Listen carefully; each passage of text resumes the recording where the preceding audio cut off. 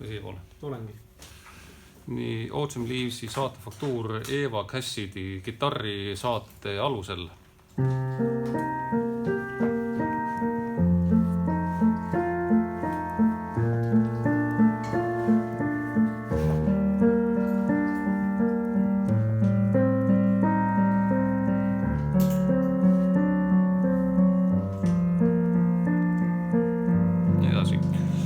See on kõigest põhimudel, et tegelikult kui te seda ideed natukene laiendate, siis te võite mängida sellest mudelist ka erinevaid variante.